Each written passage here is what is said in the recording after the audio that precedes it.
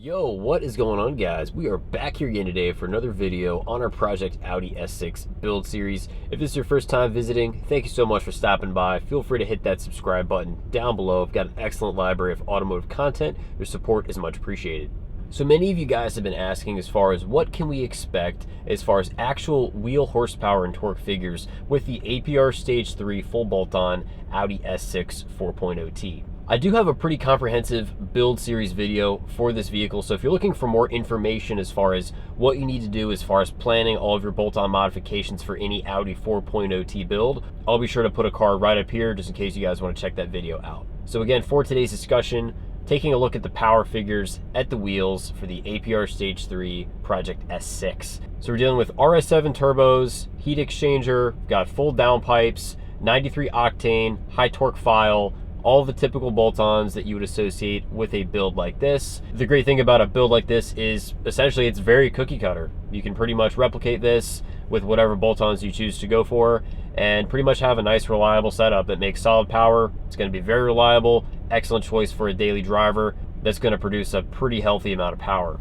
So if you go on the APR website, you'll see they do have kind of like a breakdown as far as their estimated crank and wheel figures for the Stage 3 software, which I will go ahead and put up on the screen here. Estimated crank figures for 93 at around 634 horsepower, around 670 foot-pounds of torque, which obviously is very impressive working with standard bolt-ons on pump gas for an all-wheel drive car. For this dyno session on our Project S6, I went over to see the guys at Euro Empire here in North Carolina. They do have a mechanically linked four-wheel drive dyno jet, and I'll go ahead and provide you guys the graph so we can take a look at these figures and get into a discussion.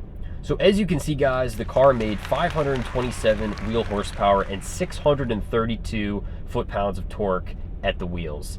I'm very satisfied with these numbers, guys. You know, for a four-wheel drive car, basic bolt-ons, again, a standard pump gas setup. We haven't upgraded the fueling system. We're not doing anything with E30 blends or flex fuel, E85, none of that stuff. Very simple drop-in components. I'm well satisfied with these figures. Now, that being said, if you were to discuss amongst the 4-liter community, there's always going to be people that are scaling bigger and badder numbers, taking their setups multiple levels beyond what we're working with here.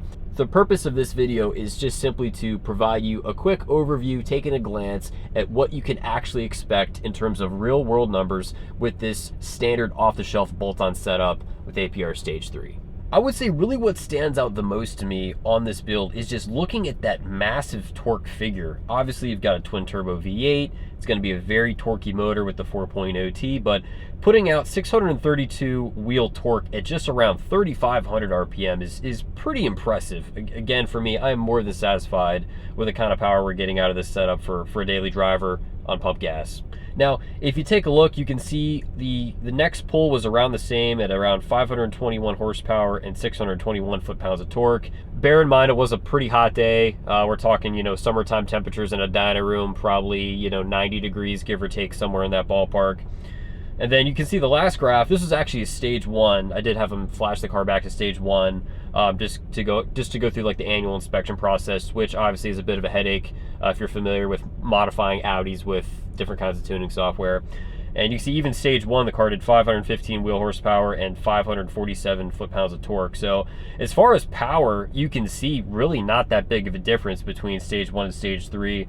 But the biggest difference obviously being that RS7 turbo high torque file. That's where you're really going to see that nice healthy torque at 632 foot-pounds. So let me know in the comment section down below, guys, if you have any other similar configuration with your 4.0T, whether it's an A8, an S8, S6, S7, any of those types of builds. Let me know what you're running. Curious to see what other guys are putting down as far as figures. It is important to keep in mind that a dyno is simply a tool. You're basically just using it just to measure data. So you can see exactly what your starting point is as far as the beginning of your build. After making your calibrations, adjustments, modifications, you can take a look at your final numbers so that way you can kind of measure that real estate from point A to point B. There are many different factors that come into play when looking at dyno results. You have temperature, humidity, the type of dyno, quality of fuel, sea level, all those different factors. So keep in mind, these numbers could be higher or lower than what you might see on your car, depending on the setup, where you live, and what kind of dyno. The next thing I would like to get into, guys, for today's discussion is what is our game plan moving forward with the Project S6? I would say right now, this particular setup it's very simplistic, it's very reliable. So of course there's always gonna be guys that wanna scale more power, they're gonna wanna kinda continue that build to take it to another level beyond what we've got here. But I personally just don't really see myself trying to go out of my way to take this build any further, just being so satisfied with these numbers that we're getting with an off-the-shelf tune. So some of you guys have been asking, am I gonna keep the car long-term? Should I sell the car? What would I possibly consider replacing it with? And that's really kind of a tough discussion. If you take a look at the market value right now, as everybody knows, the past couple of years, used car prices are absolutely through the roof. I'm still really glad that I was able to pick up this S6 despite the challenging used car market. Definitely a clean, well taken care of car, no history of previous modifications. Everything has been done by me, which is what I prefer to do. I'm not a fan of trying to pick up where somebody left off as far as something in progress or inheriting other problems with pre-existing project cars. It can turn into a mess very quickly, so you really got to be careful and know what to look for in a build. But the biggest thing is looking at the power and the performance of this car. If I were to sell it, the next question would be, what would I replace it with?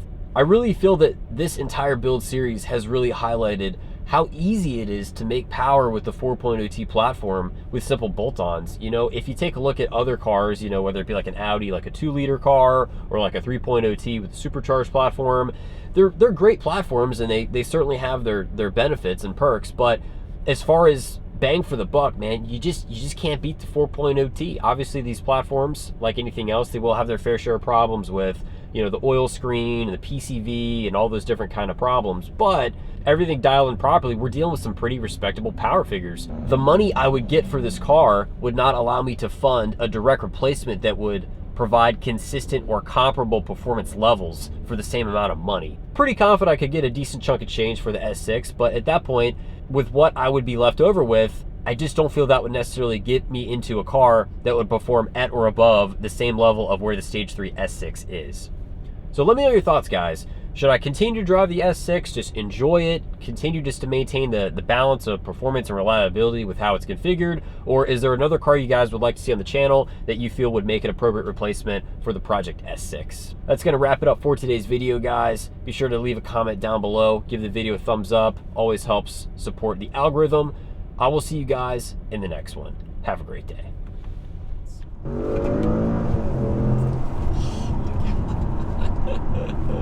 That torque slaps harder than Will Smith, man. Some downshifts for you.